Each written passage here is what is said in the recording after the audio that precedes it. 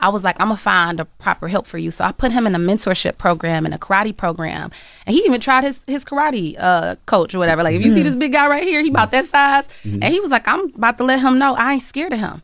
I'm scared of not, I'm tired of not speaking up and saying, he was 7 years old at the time, 7 years old, talking about, or 8 years old. I'm tired of not letting him, like making him feel like I'm scared of him. And I was like, I don't think he think you scared of him. He was like, well, I'm gonna speak up. He spoke up. He stepped to the dude. He got picked up by his little karate suit up in the air about 6 feet off the ground, or about 3 feet off the ground. And he got dealt with. And I had to allow that to happen because, it was hard to watch. But I needed to let it happen because I did respect his mentor, his coach or whatnot. And it needed to happen. And from that day on, he ain't tried me, him, nobody. And the coach told him, like, man, you got a spirit that's trying to get you to self-destruct. You angry, I understand, but you need to learn how to control it. Self-control is everything, right? And afterwards, I was like, what did Daddy used to always say? He was like, if you're not in control, you out of control. And I was like, so we need to stay in control, because being out of control, like, you got to maintain self-control. And so we worked through those. And when I tell you, from that day and just ongoing, my son, it's like a burden was lifted off of him, and he's doing so much better, so much back kind of to his old ways and his old self. And I'd be thankful for that, just for channeling that energy in the right type of direction, Now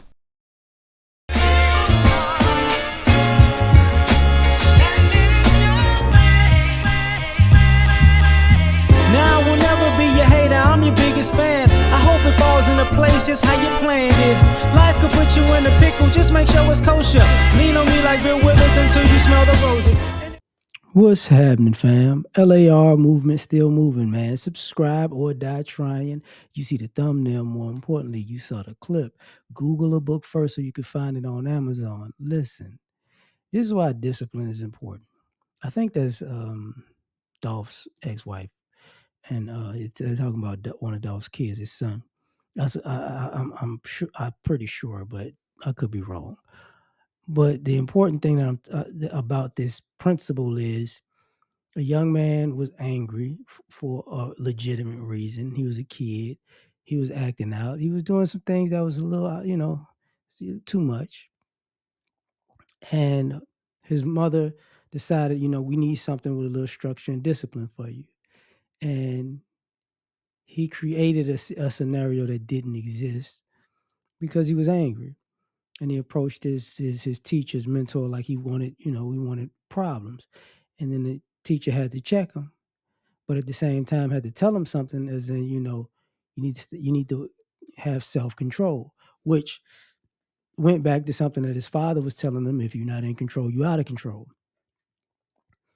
And because he got that lesson from his father, and then he got that lesson even when his father's not here, from a mentor or a teacher, however you want to call it, it resonated because now it's not just something my dad says to me. It's something that's a principle out in the world. And for a mother to say, okay, I think my son needs more structure and discipline, and she's willing to let him be in those environments, and when it's time to check the bad behavior, she doesn't get involved to jump in and try to and undermine the situation. She found she wound up getting the son back that she had prior to the tragedy, which is great. Like, what I'm saying, you got to, like, praise God to that. I'm just, I'm not trying to be facetious at all, but that's a wonderful thing. And the reason why I'm talking about this is because we talk about how many how bad single mothers are with their parenting of children, and this is an example of how good they are, a single mother can be, right? And here's the thing: it's about having, not being short sighted. She's not short sighted. She looked at the bigger picture and she was like, okay, I got to put my feelings aside right now because my son needs this for him to be a better person. And a lot of times, the issue that people have with single mothers is single mothers are short sighted. And the minute that they feel something, they feel, anxiety or animosity, or the probability that something not so good could happen, they step in and try to save their kid and protect their kid. And all they're really doing is enabling them to be bad behaviorally. So that's a problem. And what a lot of these ladies don't get is when you put the kid in a position that they need to be in and around men that they need to be around, and teaching them the right things. And if their father is in their lives, and 9 times out of 10, you know, stand up men have the same principles, just like trifling men have the same principles. So when you say, "Oh man," so if my dad's a stand up guy and he's telling me these things, whether I like to hear him or not, when time goes by, another man tells me the exact same thing. You got to go, "Oh, this got to be true. This has got to be true because I've heard this before. Such and he said this, and then he said this. So yeah, this got to be real." So now you go down that path, and it's like, oh, you know, everything that was told to me wasn't a lie. As a matter of fact, you know, it the light bulb goes off in young boys' heads. It's like, oh, I got to push through my emotions to get to the finish line, because just because I have a goal and I want to get from point A to point B, that line in the middle, stuff can happen. And if I want to get to point B, I still gotta maneuver through the stuff that's gonna happen in between point A and point B. It's not gonna be perfect. It's not gonna be ideal. It's not gonna be obstacle free. And when the mother realizes, like, can take that on too and say, you know what, you need discipline. You need structure. You need somebody to yank you by your shirt tail and pull you back in. You need somebody to actually get in your face since you're getting in other people's face. You need somebody to get you in control because you're being out of control.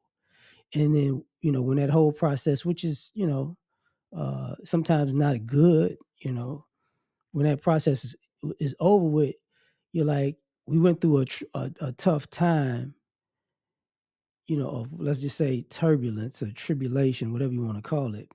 And now on the other side of that, we got a lot of good things going for us. And I can see nothing but positivity ahead, because with this attitude, you can go far in life. Because when I said, like, a lot of single mothers enable, what they enable and cultivate is a bad attitude that turns into a bad work ethic. It turns into just bad morals and bad ethics. And when you get to that point, then it's like no turning back. When you got somebody and they learn, real life good lessons, and they go through the hard times and they deal with adversity, and they come out on the other side and they're like, it didn't change me as a person, or the process changed me, but I can get back to who I normally am. You wind up with a completely different boy that's going to be a completely different man. You know what I'm saying? So it's salute to her, and salute to that instructor. You get what I'm saying? And salute to that young man for finding himself again. You know what I'm saying? So I just thought about, like, we need to talk about certain these types of things also. So that's just my 2 cents on that. You tell me what you think. Like, share, subscribe, or die trying. Catch you on the next one. Peace.